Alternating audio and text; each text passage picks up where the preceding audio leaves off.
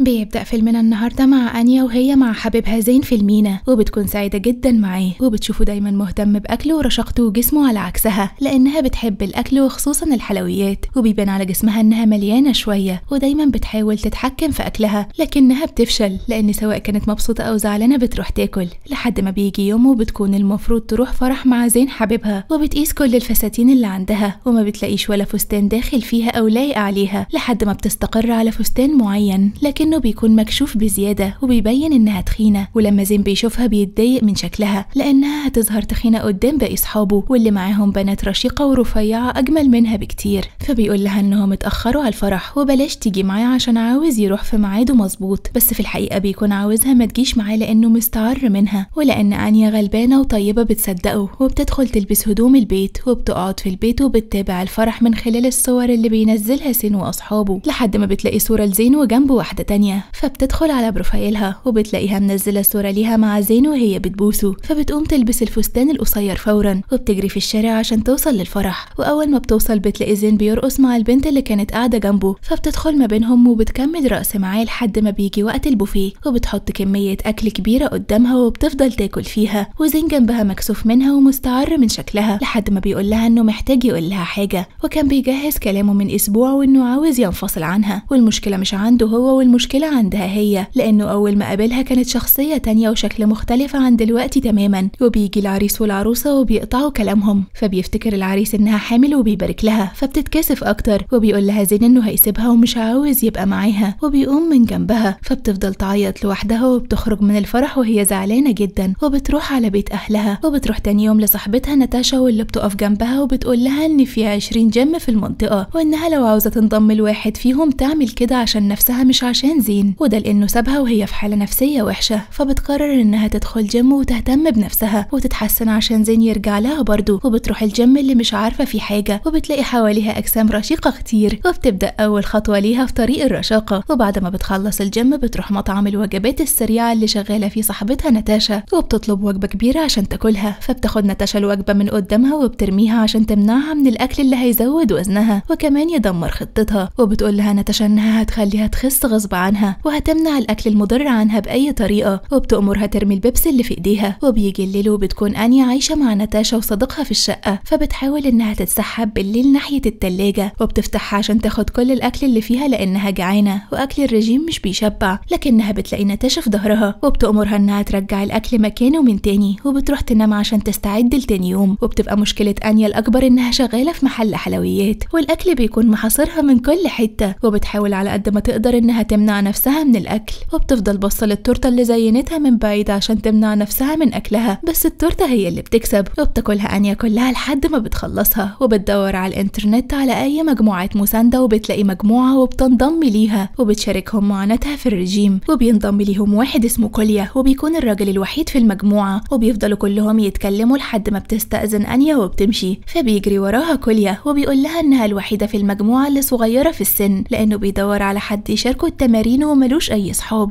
ده غير التنمر اللي بيواجهه دايما في شغله لأنه أتخن واحد فيه، فبتوافق إنهم يروحوا يتكلموا على كافيه، وبيقول لها إنه نفسه تبقى شريكته في الدايت والتمرين وإنه هيتدرب معاها في أي وقت تحب ويمكن يحمسوا بعض، فبتوافق على كلامه وبتروح البيت وبتفتح الأكاونت بتاعه وبتشوف فعلا إنه ملوش أصحاب وإنه زمايله كانوا عاملين عنه فيديو تريقة عليه، وبتنام لتاني يوم وبتلاقي كوليا جالها بيتها عشان يبدأوا سوا في برنامج الرجيم والتمارين، وبتكون مكسوفة إنها هتتمرن في الجيم الموجود في الجنينة قدام الناس لحد ما بيحمسها كوليا وبيبدأوا إنهم يستمتعوا بالتمارين سوا، وبتجبر أنيا نفسها على الأكل الصحي وعلى الخضار وبتحاول تقاوم كل المغريات اللي حواليها سواء من أهلها أو نظرة زمايلها في الشغل، وإنها سايبة كل الأكل والحلويات اللي حواليها وبتاكل خضار بس، وبيبدأ وزنها يقل فعلا، وبتكون حاطة صورة زين على موبايلها عشان يحمسها أكتر لحد ما بتنجح إنها توصل للوزن اللي هي عايزاه، وبتروح تتمرن في المكان اللي زين بيمرن فيه سباحة وبتعمل نفسها بتشبه عليه وبتقوله إنها طالبة تتمرن برايفت معاه، وبيرجع زين تاني يعجب بيها، لكن بتظهر صاحبته الجديدة وبتشد انتباهه تاني ليها، وبتحبط أنيا إنها ما قدرتش تخليه يحبها من تاني، وبتروح تسهر في كازينو وبتفضل تشرب كتير، وساعتها بيعجب بيها واحد من الموجودين وبياخدها مع بيته وبتصحى في بيت ما تعرفوش، وبتحس إن في حد داخل عليها فبتمسك أقرب حاجة ليها عشان تضرب الشخص اللي اعتدى عليها ده، لكن بيطلع كوليا وبيقول لها إنه جه في آخر لحظة وهي بتركب التاكسي مع واحد ما تعرفوش وخدها منه بالعافية بعد ما بتتخانق معاه، وجم على بيته ونامت في سريره وهو نام بره، وبيقعدوا سوا وبيقول لها ان مفيش علاقة حب من طرف واحد ولازم تدور على حد بيحبها زي ما هي، وبيعرض عليها انها تروح لوالدتها او والدها اللي انفصل عنهم من صغرها وتتكلم معاه شوية، وبتسمع كلامه وبتروح على والدتها عشان تاخد رقم والدها منها، لكنها بترفض تديهولها وبتقول لها ان والدها بيكرهها وسابها من زمان لانه ما بيحبهاش ولا بيحب يشوفها. بس انيا بتصر انها تاخد رقمه برضه، وبتستنى والدتها تخرج من البيت وبتفتح دفتر ارقام التليفونات وبتاخد رقم والدها منه وبتتصل بيه، فبيقول لها انه هيحب يقابلها جدا وبيبعت لها عنوانه، فبتفتح الدرج بتاعها وبتجيب منه الجاكيت اللي والدها سابه عليها قبل ما يسيبهم، وبتاخده وبتتحرك على بيت ناتاشا وبتلم حاجاتها عشان تروح تقعد مع والدها شويه وتخرج من حاله الاكتئاب اللي بقت فيها، وبتخلي كوليا يوديها لوالدها وبيتفسحوا طول الطريق بتاع السفر وبيستمتعوا بالسفر لحد ما بتوصل لوالدها، لكنها فعلا بتلاقي شخص صعب في التعامل وما بيكونش مبسوط انه شافها وكأنه مش همه، وبيتعامل معاها بمنتهى البرود، وبيجي الليل وبتدخل انيا للساونا الموجوده في بيته، لكنها بتغلط وبتكون سبب في ان الساونا تولع، فبيجي والدها يتخانق معاها لانها السبب